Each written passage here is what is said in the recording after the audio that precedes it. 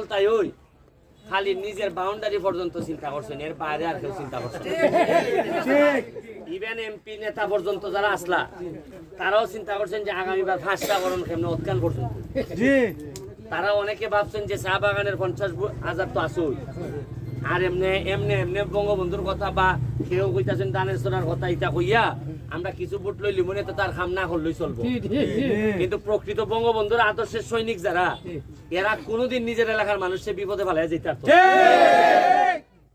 প্রকৃত অর্থে যে জননেত্রী শেখ হাসিনা যিনি জীবন দিয়ে দিতেছে কাজ করতে করতে, তার একজন সৈনিক হিসাবে সে ভারেনি মানুষের বিপদ ফেলাই তুই যেতে আর টাকা গিয়া যদি এরার বক্তব্য নয় না, আরে সম্পূর্ণ বোঝা যায় এরার এলাকাটা একবারে একবারে এই নৌকার ফিটের মতো চলতেছে।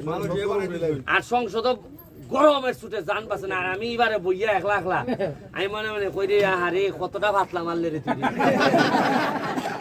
আমার এত অসহায় লাগে মাঝে মধ্যে যে তার এলাকার অবস্থা কিতা, এলাকার মানুষ চিনিই না এমপির নাম কইলে কতটা কষ্ট, এলাকার মানুষ চিনিই না। আমি গেলাম 4 নম্বর ইউনিয়ন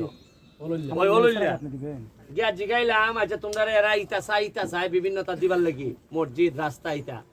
আমি কইলাম আচ্ছা হোসেন কত 50 বছরে ই পর্যন্ত কোনোদিন তো অনেক